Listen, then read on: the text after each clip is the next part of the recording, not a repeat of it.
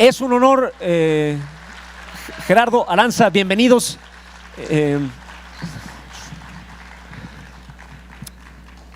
Le dejo el micrófono a Gerardo Fernández Noroña para que empiece esta conversación.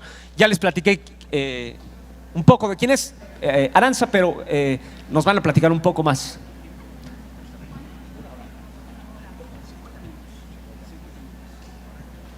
Bueno.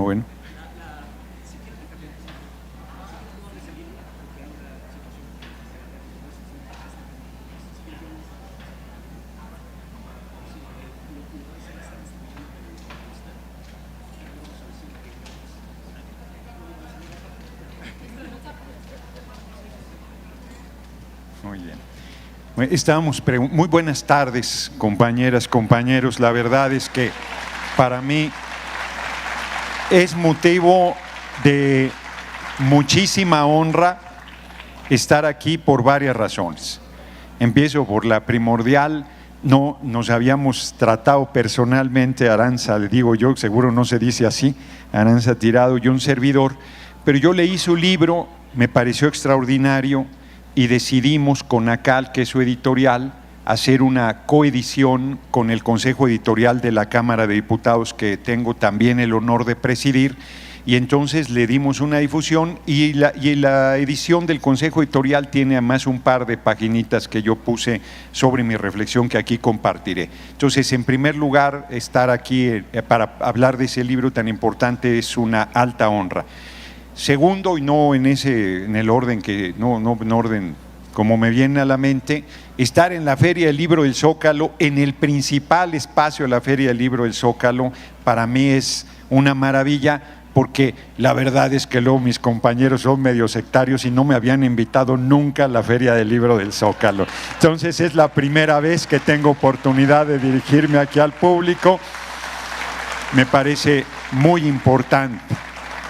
Y la tercera, este espacio se llama Ricardo Flores Magón. Larga vida Ricardo Flores Magón, extraordinario revolucionario mexicano, que este año se llama el año de Ricardo Flores Magón porque se cumplen 100 años de su asesinato en Leavenworth, en una cárcel donde le pedían, él ya muy enfermo, con diabetes, con muchas dificultades de salud, pedían que fuera liberado. Y el fiscal le decía: arrepiéntete de tu punto de vista, de tus posiciones políticas y te liberamos. Y él decía: cuando me convenzan que un niño o una niña tiene que trabajar, cuando me convenzan que una mujer tiene que optar entre dos horrores, morirse de hambre o prostituirse, entonces abjuraré de mis posiciones. El gran Ricardo Flores Magón, que decía: el pueblo tiene derecho a vivir y a ser feliz. Me parece importantísimo que así se llame este espacio, y el año que entra se cumplen 100 años de su natalicio. Debería ser otra vez el año de Ricardo Flores Magón, pero se cumplen 100 años del asesinato de otro gran revolucionario, Francisco Villa. Así es que estas tres razones serían más que suficiente para sentirme honrado de estar aquí con todas y todos ustedes. Y vamos al tema, no me alargo porque venimos a oír sobre todo a Arantza. Yo leí el libro Lawfare, no sé si así se pronuncia, Golpe de Estado en nombre de la ley, que plantea en esencia: tiene muy mala prensa asesinar a un líder político o generar un golpe de Estado. Recuerdo, hay gente que usa con mucha ligereza el término golpe de Estado. Golpe de Estado es que se levantan las Fuerzas Armadas, deponen al gobierno constitucionalmente elegido, se imponen por la fuerza y plantean una dictadura, como fue el caso de Pinochet o como fue el caso de Victoriano Huerta en México. Regularmente esos golpes de Estado se fraguan, se complota, es un verbo horrible, pero así se dice, complotar, en la Embajada de Estados Unidos del país donde se hace el golpe de Estado. Y hoy Estados Unidos, su gobierno, en vez de promover golpes de Estado, que lo sigue haciendo, lo hizo en Bolivia, por ejemplo, usa esta manera, que es una forma de desprestigiar al gobierno, de acusarlo de corrupto. Con el compañero presidente no pueden, bueno, lo intentan, pero no pasa. De acusarlo de vínculos con el narco. Bueno, hoy sale un libro, no está aquí a comentario, pero a Lula lo acusaron de corrupción justo para quitarlo de la carrera presidencial. Larga vida Lula, que ganará la segunda vuelta a finales de este mes en Brasil para honra de la patria grande. Lo acusaron de corrupción y le decía el fiscal: Lula le decía al fiscal, pero si yo ese departamento ni lo conozco, tú no tienes una sola prueba de que ese departamento sea mío. Y el fiscal le decía, justo no tengo una sola prueba porque como eras presidente las ocultaste todas y eso demuestra tu culpabilidad. Así están hoy con el compañero presidente, no tienen una sola prueba de lo que dice ese libelo, pero dicen, es culpable de corrupción. Y es lo que hace el gobierno de Estados Unidos, de libreto, con los medios volcados a golpear al gobierno de origen popular para defenestrarlo, para juzgarlo, para destituirlo, para descarrilarlo mínimo.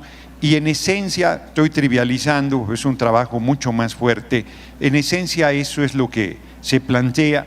El libro es muy poderoso porque no es una argumentación teórica, sino demuestra con varios casos cómo se utiliza esta forma golpista del siglo XXI.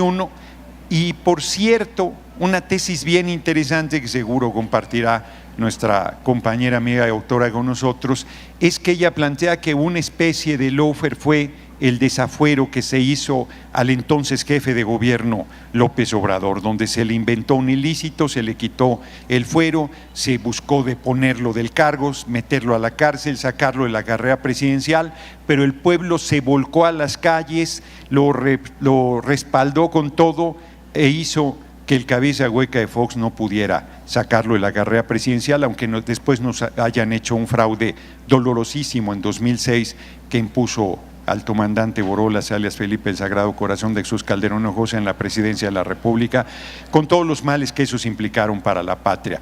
Yo no me alargaría más, la verdad es que estoy muy contento de estar aquí, estoy muy satisfecho de la labor que está haciendo el Consejo Editorial, tiene, unas obras maravillosas. Por ejemplo, vamos a presentar esta semana aquí también en la Feria del Libro justo la época más revolucionaria de Ricardo Flores Magón, la versión facsimilar de los periódicos que convocaron a 3 rebeliones armadas, dentro de ellos la del 20 de noviembre de 1910, es una obra inédita, nunca se hizo en versión facsimilar, la vamos a presentar aquí en la Feria del Libro.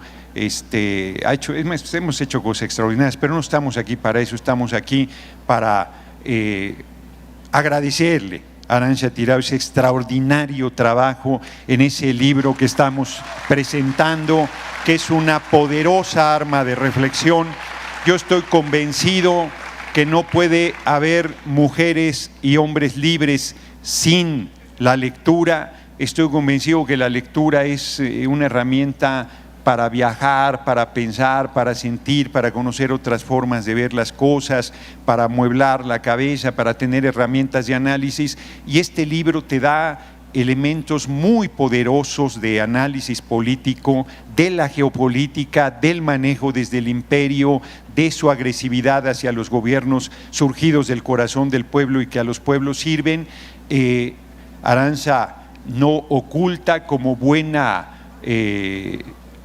intelectual, como buena elaboradora de ciencia social, no oculta su posición del lado del pueblo, del lado de la gente, del lado revolucionario, del lado de la justicia social, del lado del compromiso, como debería ser, como si no alguien puede leer, pensar, cultivarse sin comprometerse, sin tener claro que no se puede ser imparcial frente a la injusticia, frente a la barbarie, frente a la guerra, frente al atropello, frente a la pobreza en que este sistema económico dominante ha sumido a la mayoría de la población. Yo cierro planteando que mi gran sueño es que soy muy ambicioso y creo que desde México podemos construir un nuevo camino para la humanidad, un sistema económico donde lo más importante sea el ser humano socialmente considerado en armonía con la vida y con el planeta. Y mi gran utopía es que México se convierta en el primer país de lectoras y lectores empedernidos del mundo. Así es que yo simplemente diría que les recomiendo ampliamente la lectura de este libro que el sello ACAL tiene, que tenemos una coedición con la Cámara de Diputados que tiene la ventaja de mis 2 cuartillitas, pero esas no importan, el libro y el trabajo fundamental es de Arantxa Tirado, y de agradecerles mucho que nos acompañen esta tarde aquí.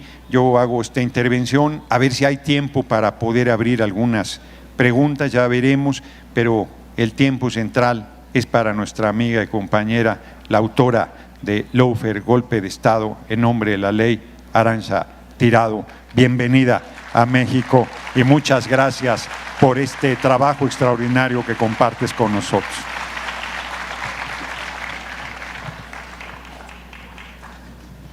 Bueno, muchas gracias. Bien hallada, ¿no? Cuando nosotros respondemos. En realidad, la agradecida soy yo. Me van a permitir que yo hable sentada porque no soy política.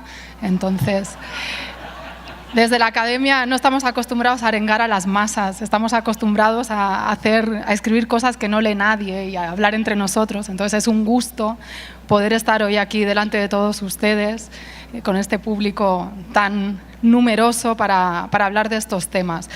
Y decía que la agradecida soy yo, en primer lugar, pues a la Secretaría de Cultura, a la Brigada para Leer en Libertad, que me han invitado, al Consejo Editorial de la Cámara de Diputados, a Ediciones ACAL y, por supuesto, al diputado Noroña, que es el gran culpable, vamos a decirlo así, de esta coedición con ACAL, México, para que el libro pueda salir acá digamos, a disposición del público mexicano, ¿no? De una manera mucho más accesible. Y además estoy agradecida a México, y ahora me van a tildar de populista, pero bueno, en fin, es lo que tienen los chairos de la UNAM, estamos acostumbrados. Me siento muy honrada a México y al pueblo de México, que pagó parte de mi formación, y de hecho, si yo he podido escribir libros y este tipo de libros en estos años, ha sido gracias al pueblo de México, que pagó mi formación. Yo estudié en la UNAM, porque obviamente no me pagó el gobierno de Peña Nieto, o sea, bueno, formalmente sí, pero sabemos de dónde salía el dinero. Y quiero decir que sin México y sin el papel de mis maestros en la UNAM, en especial el doctor John Sachs Fernández, que fue mi tutor en mi tesis doctoral, pues seguramente este libro no hubiera sido posible. La posibilidad, el horizonte, ¿no?, del mundo que se te abre cuando tú entras a una casa de estudios como la UNAM, con esa riqueza intelectual, académica, que bebe de generaciones y generaciones, de todos los exiliados, también suramericanos, españoles, mexicanos, ¿no?, de acá, de allá, o sea, toda la gente que ha nutrido generaciones y generaciones de personas que pues hemos salido al mundo profesional y que mal que bien pues tratamos de ganarnos la vida dignamente, y que hemos aprendido algo que decía Gerardo, muy importante, esa idea de que no se puede ser imparcial frente a la injusticia. Entonces, aunque en otras realidades académicas nos tilden de ideologizados, de sesgados, de que incluso no somos cientistas sociales porque hacemos política con lo que hacemos, bueno, pues somos orgullosamente UNAM y orgullosamente ideologizados y orgullosamente chairos. No hay nada como la ironía, ¿no? Ironía o tomar lo que otros quieren utilizar como insulto, pues para defenderse uno, si es que se tiene que defender, que yo creo que no hace falta defenderse, pero lo quería decir y ya está.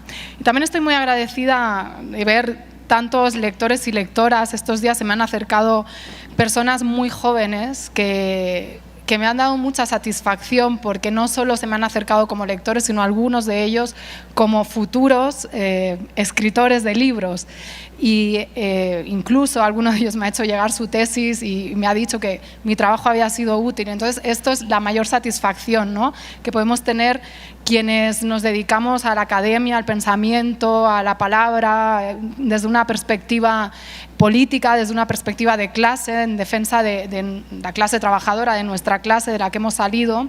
Y esto, bueno, quiero destacarlo, que es importante para mí hacer libros que sean útiles, y este libro tiene esa intención, tiene una intención innegable de intervenir en la realidad política en forma de denuncia de un proceso que parte, por supuesto, un compromiso personal y político con las luchas de los pueblos de América Latina y el Caribe, por supuesto también con las luchas, primero, ¿no?, que viví y de las que vengo, ¿no?, con la lucha de mis abuelos republicanos, con toda la gente que en el Estado español luchó por tener un régimen auténticamente democrático, ¿no?, durante la Segunda República, y que padeció también un golpe de Estado. Y nosotros sabemos bien lo que es vivir en dictadura. Yo no lo tuve que vivir, por fortuna, pero sí mi padre, mis padres, como tantos españoles y españolas, mis abuelos, etc. Entonces, esa conciencia fresca todavía en la historia de lo que es un golpe de Estado, una dictadura que se ha tratado también de dulcificar y de vender de otra manera, pues hace que se desarrolle un compromiso, una conciencia política que explica en buena medida, pues seguramente, parte de las obsesiones y el trabajo. Y cómo no preocuparse, cómo no inspirarse además de las luchas de los pueblos de América Latina y el Caribe, que han sido y son la vanguardia mundial, lo digo así claramente, de la revolución, ¿no?, de la construcción o los intentos de construcción de ese otro mundo posible. Digo intentos, bien dicho, porque desgraciadamente lo que hemos visto en la historia desde finales del 19 en adelante es que todo intento, y bueno, podríamos ir más atrás, ¿no?, incluso desde tiempos de la conquista, ¿no?, toda esa resistencia a la invasión, saqueo, genocidio, etcétera. Pero por remontarnos a la historia más reciente, que es una parte que yo he estudiado también, ¿no?, de las relaciones entre Estados Unidos, esa nueva potencia hegemónica, y América Latina, pues esos pueblos han demostrado que no se querían dejar pisotear, ¿no?, y a día de hoy todavía vemos esa pulsión.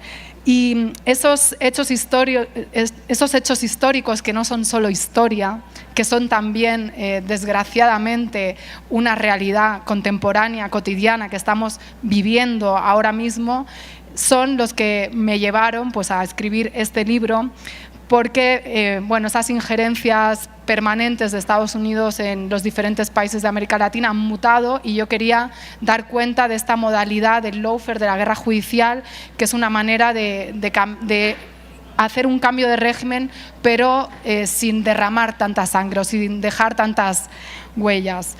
Y creo que, y voy a ir concluyendo porque me interesa mucho más que podamos entablar un diálogo con el público, y estamos abiertos a las preguntas y a los comentarios que ustedes pueden tener. Es importante dejar claro que la injerencia va cambiando, igual que la guerra va cambiando. El lawfare es un término que viene del ámbito militar, que, como decía, la traducción es la guerra judicial o la guerra jurídica, y es un término que habla de esas estrategias de contrainsurgencia que han mutado, que ya no son iguales que las que había en la década de los 70, que las que había en la década de los 80 o más adelante, pero que quizás no matan de manera directa en grandes cantidades, pero también tienen sus víctimas, sea de una muerte civil o sea incluso en forma de víctimas, como pueden ser todas las personas que han muerto por la irresponsabilidad de Bolsonaro, que ha llegado al poder en buena medida por la estrategia de lawfare que hicieron para impedir que Lula da Silva pudiera presentarse a las elecciones. Y digo personas que han muerto por coronavirus, ¿no?, por una gestión totalmente negligente de la pandemia. Y un elemento fundamental, y voy a concluir, que tenemos que entender de por qué se aplica esta guerra judicial, sobre todo en la región de América Latina y el Caribe, es por ese hecho de que en esta región, en los últimos años, y singularmente desde la llegada al poder de Hugo Chávez en el año 99, después de ganar las elecciones en el 98, se inicia un nuevo ciclo, lo que algunos mandatarios titularon de cambio de era, que da pie a una transformación, la cristalización, digamos, en la institucionalidad, en las presidencias, de las luchas contra el neoliberalismo que los pueblos estaban llevando a cabo, y que además, por el hecho de estar en las instituciones, por el hecho de poder tocar resortes de poder, de articularse en la política exterior y demás, llevaron adelante mecanismos de concertación, de integración política en lógica contrahegemónica, que desarticularon en buena medida en diferentes escenarios a Estados Unidos y que obviamente supusieron un dique de contención a sus intereses en la región. Y por eso era tan importante intervenir y frenar, ¿no?, de cualquiera de las maneras. Por tanto, los intereses geopolíticos están detrás del lawfare, la injerencia estadounidense y, por supuesto, el ataque perenne, constante, que todo liderazgo de izquierdas ha tenido pues, en la historia de América Latina y el Caribe. Pero quiero concluir con una idea. A pesar de todos estos ataques, a pesar de todas estas injerencias, a pesar de lo duro, ¿no? En la mesa de antes se hablaba del terrorismo de Estado, o sea, de cómo es difícil, ¿no?, incluso ganando los gobiernos, llegar al poder en términos generales, controlar todos los elementos que están dentro de un Estado, desarticular esas burocracias, desarticular esos poderes fácticos, neutralizarlos, desarticular esas cloacas del Estado que decimos en el Estado español, ¿no?, que siguen operando incluso a veces en contra de sus propios gobiernos o de los gobiernos que están en ese momento en la presidencia. A pesar de todo eso, yo creo que tenemos que quedarnos con la idea de que hay esperanza y de que el lawfare, igual que otras estrategias, no es infalible, porque estamos viendo que Lula seguramente va a ganar las elecciones y no ha servido, no digo que no haya servido de nada, pero no ha hecho mella incluso toda la campaña mediática, que es otro elemento muy importante, el papel de los medios de comunicación, sin el cual no se puede entender el lawfare, por denigrar su imagen, por tratarlo de corrupto. Lo mismo Cristina Fernández, que ahora está peleando en Argentina en uno más de los juicios que le han armado, de las causas estrambóticas que le han armado. Creo que en un futuro también sucederá con Rafael Correa, y en el caso de México, pues ahí tenemos, ¿no?, a Andrés Manuel López Obrador, a pesar de todo, con unos niveles de popularidad muy altos, a pesar de todos los ataques, y llegando a la presidencia, pues no obstante todo lo que hicieron para evitarlo. Entonces, quedémonos con esa idea. Hay esperanza, pero no es una esperanza etérea, es una esperanza que depende de lo que todos y cada uno de nosotros y nosotras hagamos por construir ese otro mundo alternativo al capitalismo que necesita no solo los pueblos de América Latina y el Caribe, no solo los pueblos del mundo, sino también el planeta. Muchas gracias.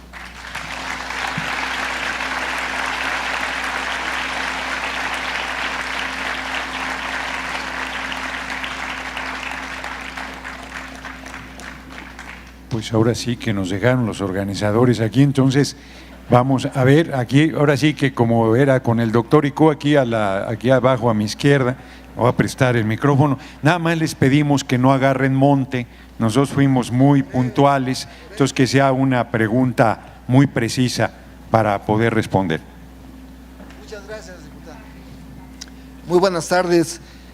Precisamente en esta coyuntura mundial en la que nos encontramos y en una franca retroceso en España, ¿no? Lo estamos viendo en el Congreso de España, ¿no?, que están pidiendo una legislación para una nueva neocolonización y retomar como un patio trasero Latinoamérica de nueva imponernos, ¿no?, en España, ¿no? Ese sería un tema de pregunta que me parece interesante su punto de vista, escritora, como española, ¿no? Y qué piensa usted al respecto en ese franco retroceso, ¿no? Aquí creo que se está dando pasos adelante, el compañero Noroña, hemos ido en otras luchas hace tiempo, ¿no? Hemos estado con él, pero sí, mi pregunta sería eso, ¿qué está pasando en España, ¿no?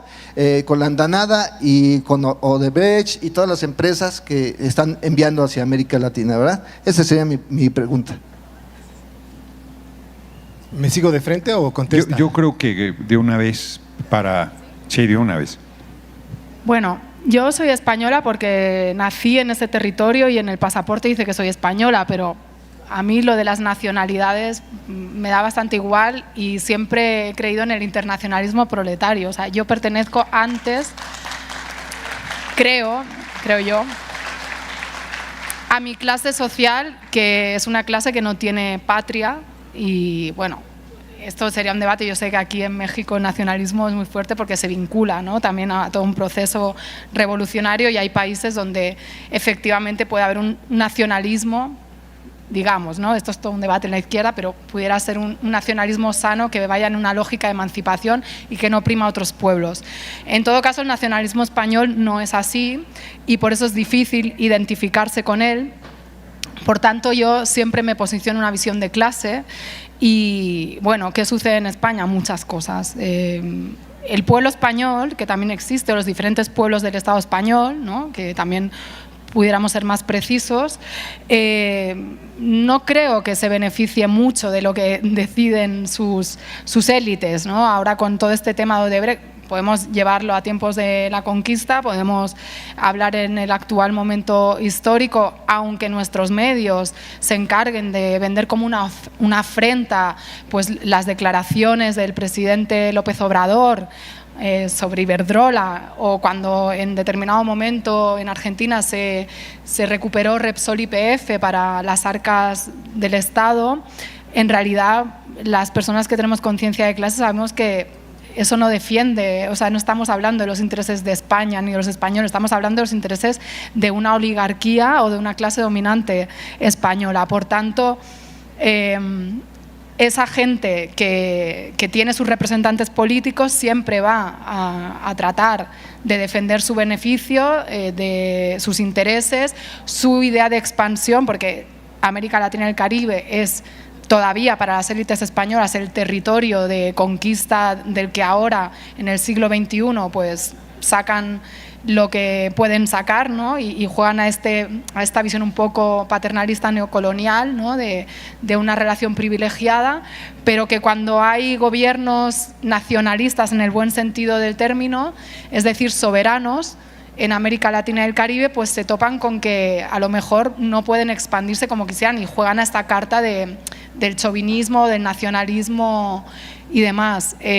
También eso que va a pasar va a depender en buena medida de que tanto en mi país la gente seamos conscientes de lo que está en juego, de lo que se está tratando de hacer aquí, tengamos la información y no lo permitamos y votemos a partidos políticos que no tengan esa visión rancia, neocolonial o colonial directamente, que se crean que esto es la iberosfera, ¿no? Y que pueden venir acá, pero también esa gente necesita de personas cómplices acá, como todos estos panistas que se reúnen con la gente de Vox y que entregan las riquezas de las naciones, como todos los gobiernos neoliberales previos, creo que lo puedo decir ya, ¿no? O sea, como dije el otro día, no me van a aplicar el 33,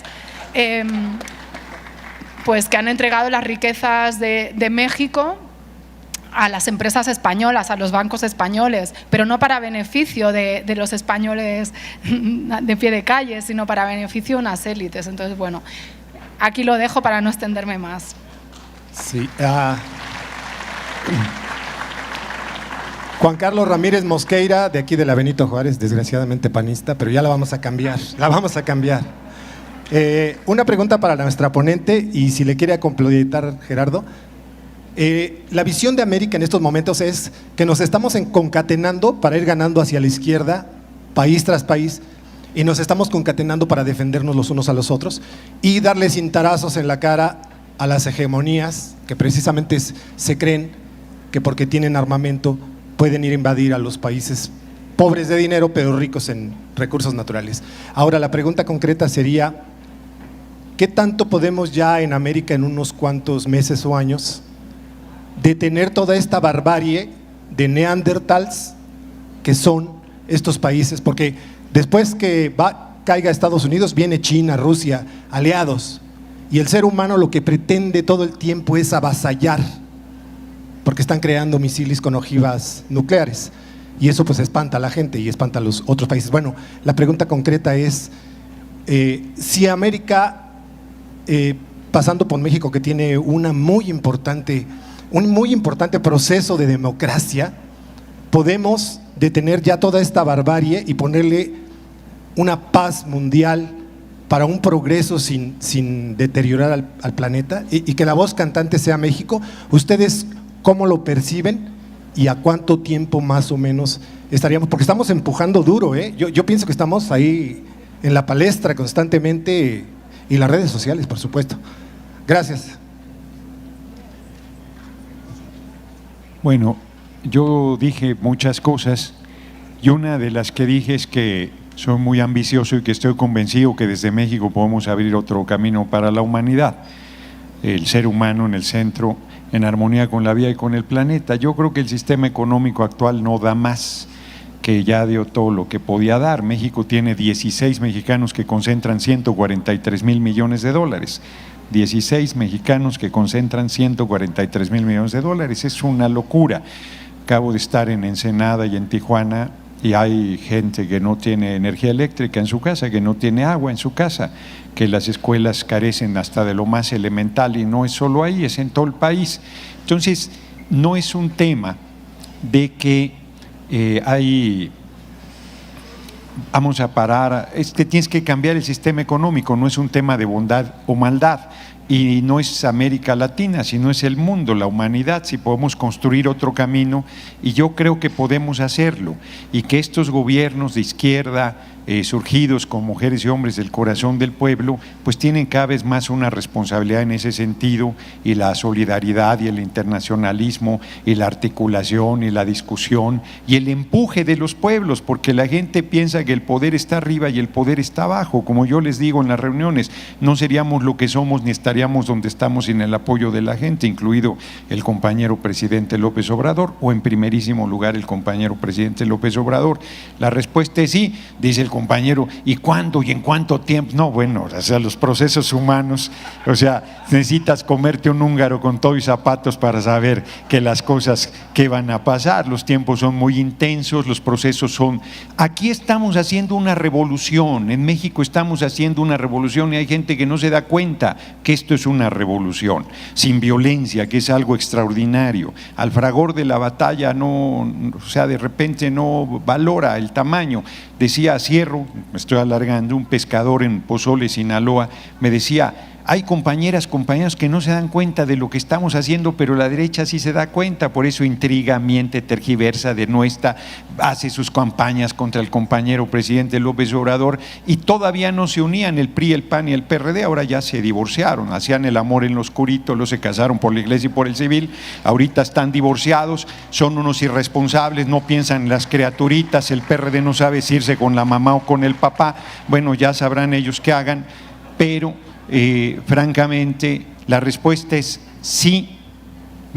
Estamos en un proceso de transformación, sí estamos en un proceso de liberación, sí estamos en el camino correcto, pero como todo proceso revolucionario enfrenta enormes resistencias. Lo nuevo no acaba de nacer, lo viejo no acaba de morir, y los retos son enormes porque los intereses económicos son poderosísimos. Termino. Se hizo la reforma constitucional en materia eléctrica para que las empresas, entre ellos algún español, Iberdrola, nos dejaran de robar 490,000 millones de pesos. Se nos vino encima el Parlamento Europeo, que violaciones a derechos humanos, que la libertad de prensa, que no sé qué. No pasó la reforma y ya se les quitaron todas esas preocupaciones. Presiones de Estados Unidos. Nosotros vamos a estar enfrentando todos esos intereses, y dependerá del pueblo, dependerá de la gente si quiere que este proceso se profundice y se acelere, o si quiere llevársela más tranquila. Por eso es muy importante decidir quién va a ser el relevo del compañero presidente López Obrador. Así es que, ¿no? Ya ha entrado, yo ya les dije que no me pongan celoso al compañero presidente. En todo caso, prefiero Obrador, presidente, Noroña al siguiente, o sea, es para adelante, pero aprovecho, ya me pasé de la raya, pero aprovecho para hacerles una consulta. A ver, los que piensen que el compañero presidente debe decidir a su sucesor, levanten la mano, por favor. Los que piensen que el pueblo debe decidir al sucesor del compañero presidente, ahí está, hombre, el pueblo politizado, estamos en un proceso de transformación, y yo al pueblo sirvo, en el pueblo me amparo, y al pueblo le creo. Por ahí vamos, compañeras y compañeros. Bueno, momento publicitario, ¿no? De campaña electoral, sí. Yo no me presento a ninguna elección, pero me lo voy a pensar después. No quiero competir contigo porque veo que aquí tienes tu claca y… Bueno, sí, un poco en la lógica de lo que dice Fernández Noroña, Gerardo. Yo creo que la clave aquí de estos nuevos gobiernos, que son un panorama geopolítico favorable para los pueblos y obviamente pues con un sesgo a la izquierda, lo cual pudiera hacer pensar que podemos avanzar, ¿no? O continuar aquello que se paró con el movimiento de péndulo de regreso de la derecha en algunos países. Llegan algunos de ellos en un momento diferente y hay que tomar nota, o sea, tampoco hay que apantallarse o quedarse con el espejismo. Lula, seguramente, esperemos, si las encuestas aciertan, que en las anteriores no acertaron tanto, va a ganar. Pero no dejemos de observar cómo Bolsonaro ha consolidado un poder ahí en el Parlamento y cómo, a pesar de todo, a pesar de lo nefasto, a pesar de sus declaraciones que nos pueden parecer aberrantes, a pesar de todo eso, hay un montón, millones de brasileños que han votado por esas ideas, ¿no? Y no es solo ahí, o sea, ¿qué quiero decir? Que corremos el riesgo de llegar a una izquierda que haga la interpretación, haga la lectura de que, ojo, que hay unos sectores de la población, que es cierto, que están virando hacia la derecha o hacia el centro y adopte posturas mucho más en la lógica de mediar, contemporizar con otros sectores de derecha, y eso no deja de ser una pérdida, ¿no? Aún ganando elecciones no se ganan del todo. Y también en un contexto geopolítico donde no está ni el comandante Fidel Castro ni el comandante Hugo Chávez. No quiero decir que no sea importante el liderazgo de Nicolás Maduro, de Díaz-Canel, por supuesto que sí, pero a Venezuela han hecho por destrozarla. Y Venezuela, por supuesto, ha tenido que mirar hacia adentro para resolver y atajar la guerra económica multifactorial, ¿no? La guerra híbrida de la que es víctima prioritaria en la región. Y Cuba tiene toda una serie de problemas internos también, una crisis fuerte. Es decir, tenemos nuevos liderazgos, el ganar México no es cualquier cosa y por eso se hizo todo lo posible para evitar que una persona como Andrés Manuel López Obrador llegara a la presidencia, pero luego está la realpolitik, ¿no? Lo que se puede hacer desde un Estado heredado con además cadenas muy fuertes de ataduras con Estados Unidos en términos económicos, de seguridad, en términos políticos, etcétera, etcétera, ¿no? Entonces, bueno, eso, como tú decías, yo creo que va a depender en buena medida de esas luchas por abajo, porque esas son las que le dan las fortalezas a los mandatarios y mandatarias para poder tirar adelante leyes que a lo mejor se pierden en determinados ámbitos, pero si hay gente movilizándose en la calle, empujando para que eso salga adelante, pues esos mandatarios tienen que mirar, ¿no? a esos pueblos y atender sus reclamos. O sea, ahí eligen entre mirar arriba y mirar abajo. Y los de abajo, pues siempre somos más. Entonces, bueno, yo creo que el panorama es a priori favorable, por supuesto, pero ojo también con decir, ya llegamos a los gobiernos y pues ahora todo, tenemos el camino abierto y todo va a ser fácil. En América Latina y el Caribe, ustedes lo saben mejor, nada va a ser fácil, y en México mucho menos. Yo daría la palabra a todos y luego hacer, ¿no? Sí. Igual damos la palabra a todos y... Está comentando, Arantxa, que pudiéramos, en vez de ir uno a uno, que oigamos, porque a lo mejor alguna se complementa, y han sido muy breves, pero insistir en ello para que no nos compliquemos de tiempo y si alcancemos a responder. Si hay una fila ya larga, adelante. Bueno. Buenas tardes, me llamo Pedro. ¿Alguna compañera si quiere hablar también? Perdón, porque veo que todos... Yo vi una mano alzada por allá al fondo, que se venga para acá hacia la fila. Buenas tardes, me llamo Pedro, vengo de Ciudad Nezahualcóyotl, Estado de México. Igual esperemos sacar al gobierno del Estado de México que también que se vaya. Mi pregunta es, ¿qué tipo de izquierda es Andrés Manuel? Yo he oído que a un doctor famoso, que también no lo quieren invitar aquí a la Feria del Libro, dice que es una izquierda híbrida, pero también hay otra dicotomía, otra que lo clasifica como soberanista, que de eso de izquierda y derecha ya murió, que ahorita es globalistas contra soberanistas o nacionalistas. ¿Qué tipo de izquierda es Andrés Manuel, o se le puede cambiar ese dicho que es soberanista? Y la segunda, rápido. Ya, gracias. Gracias. Yo ayer revisaba el reporte sobre desigualdad mundial y me llamaban la atención dos cosas. Una, que habla de que Europa es de las regiones menos desiguales, y yo decía, bueno, ¿qué pasa ahí? Porque el avance del fascismo está todo lo que da, ¿no? Como un comentario sobre eso, si hay una relación ahí. La segunda es que me llamó mucho la atención que en el prefacio se menciona que la situación mundial es alarmante y se va a agudizar, y me llamó mucho la atención que en este tipo de documentos se habla de que la revolución es la única forma. Entonces me pareció que para que los organismos internacionales estén hablando de revolución es porque la cosa va seria. Y pues la otra es una llamada a las compañeras y compañeros noroñistas a que, yo les llamo de momento proto-noroñistas, porque digamos que el activismo se reduce a publicar en Facebook, ¿no? En grupos donde ya todos sabemos que lo apoyamos, y es como que no tiene mucho sentido seguir publicando de apoyo, siendo que ya todos lo apoyamos. Y me parece que es muy importante esto de la revolución de las conciencias, y se empieza con cosas tan sencillas como empezar a estudiar en grupos. Entonces, como un llamado a que lo hagamos. Definitivamente este libro, que no he leído porque es carísimo, seguro es un material importantísimo, y me parece que no se tiene que, hace rato lo mencionabas, o sea, Lula va a ganar, pero 40 y tantos % de Bolsonaro no es menor cosa, ¿no? Entonces es fundamental. Tenemos 2 años, 1 año y medio, no sé, y tendríamos que estar ya en la tarea. Gracias. Buenas tardes, Guillermo Cervantes. Mi pregunta es con relación a los medios de comunicación. Juan Carlos Monedero hace 2 días aquí en este foro señalaba que los movimientos sociales del siglo XIX señalaban que el voto universal era la causa por la cual ellos luchaban. Hoy en día, en nuestra actualidad, debemos de luchar por medios de comunicación públicos que permitan dar una versión clara de lo que acontece en nuestra sociedad.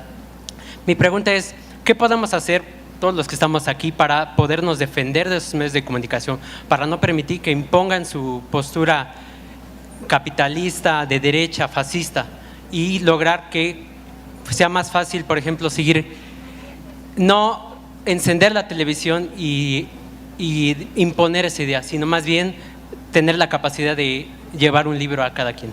Gracias. Sí. Buenas tardes, compañeros, mi nombre es Javier Pineda, y yo pienso que existe muy buena probabilidad de que Gerardo Fernández pueda ganar. Lo deseamos, la presidencia.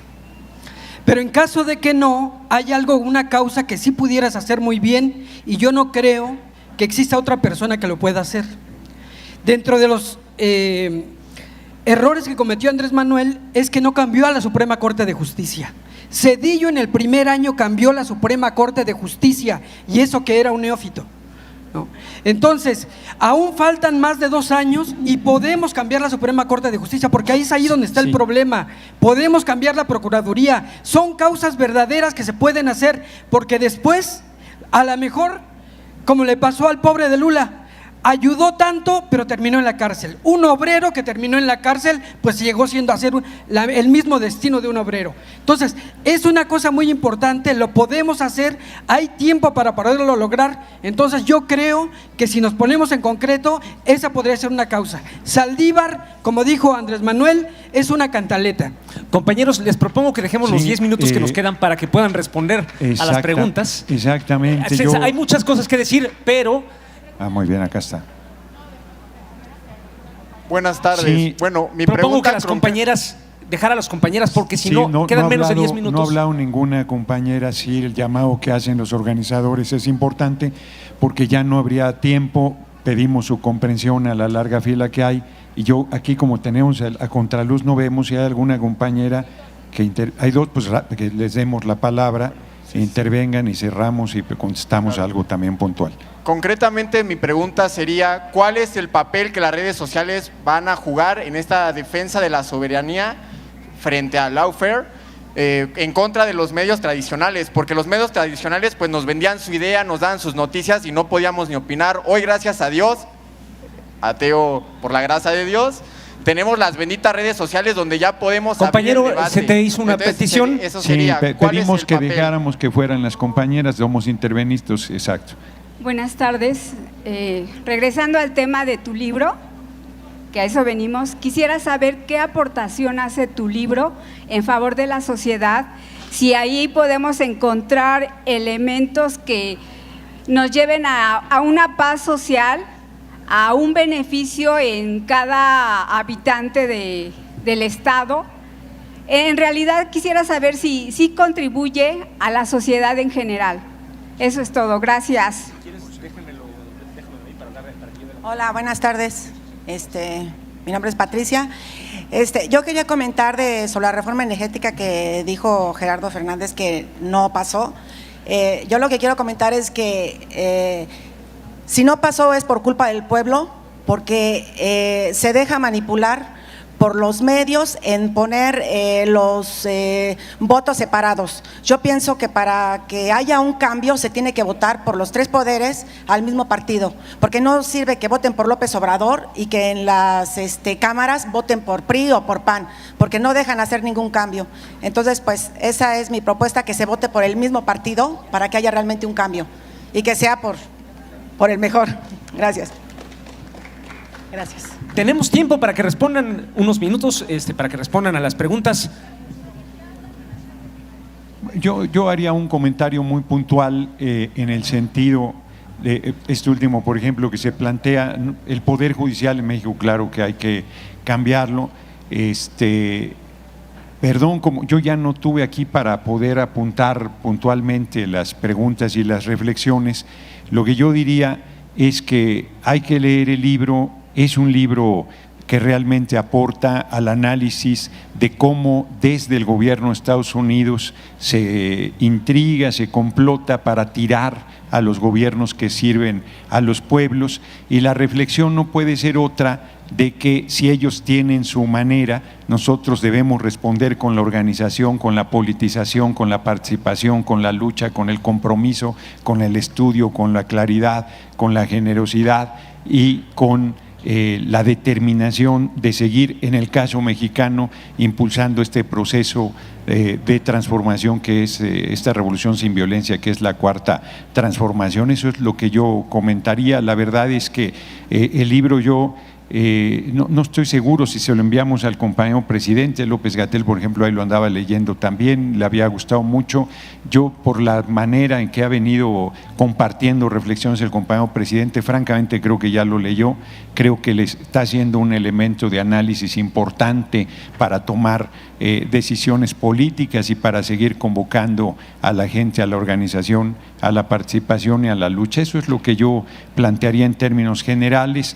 Me parece que con esa reflexión yo me quedaría, volviendo a agradecerles a todas ustedes, todas las personas aquí presentes, su interés, sus preguntas, el intercambio, y agradecerles sobre todo a Arantxa Tirado que haya hecho un espacio, porque ella tiene su actividad fundamental en España y se vino a un viaje relámpago para estar aquí en la presentación del libro y compartir con ustedes su trabajo. Eso es lo que yo diría. Bueno, gracias a todas las compañeras y compañeros por las preguntas muy interesantes, las intervenciones. Lamento que hemos tenido que ir un poco al corre-corre, y lamento también que yo no voy a poder responder ni si AMLO es una izquierda soberana, globalista, si los problemas de Europa con la ultraderecha, qué hacer con los medios públicos o los medios corporativos, las redes sociales. Imagínense, ¿no? Esto da para ponencias, pero sí voy a referirme a algunas cosas que se han dicho sobre el libro, ¿no? Es carísimo, estoy totalmente de acuerdo. Son los precios de las editoriales, de Editorial ACAL, son una editorial española que vende acá, y es un libro caro, no lo voy a negar, pero bueno, gracias a la labor de la Cámara de Diputados, este libro está accesible para el pueblo mexicano de manera gratuita. Entonces, el otro día me comentaba un compañero que vino con el libro que se lo habían enviado a Acapulco, porque no sé si ustedes saben que el servicio de publicaciones de la Cámara bueno, no es el nombre exacto, la comisión, el Consejo Editorial de la Cámara de Diputados tiene un servicio que es que cualquier mexicano escribe a través de Instagram o Twitter y puede solicitar no solo mi libro, sino otros libros y se lo mandan a su domicilio. Entonces yo les invito a que ustedes aprovechen eso que hay, ¿no?, a su disposición y bueno, pues porque para un autor lo más importante, por supuesto, es que le lean. Y luego también están las bibliotecas públicas y demás, que es donde hemos estudiado los hijos de la clase obrera, ¿no?, que no siempre hemos podido comprar los libros por su precio, pues también para eso están las bibliotecas. Y por último, la pregunta que hacía la compañera me ha hecho mucha gracia, que qué aportación hace mi libro en beneficio de la sociedad. Bueno, esto no me correspondería a mí, por supuesto, decirlo. Desde luego sí le puedo decir que... Pero yo digo que aporta y aporta muchísimo. Sí, pero a la paz social ninguna aportación. No, bueno, el análisis. Lo voy a decir claramente, porque es un libro que habla de la lucha de clases. Es un libro que demuestra que no estamos en una paz social, estamos en guerra. Hay una guerra contra los pobres, ¿no?, contra los pueblos, contra los trabajadores y trabajadoras, una guerra del capital, y hay que ser consciente. Y es un libro que si alguien dice, bueno, me voy a pasar un fin de semana, a relajarme y me lo voy a leer, no es el tipo de libro, ¿no? Seamos conscientes.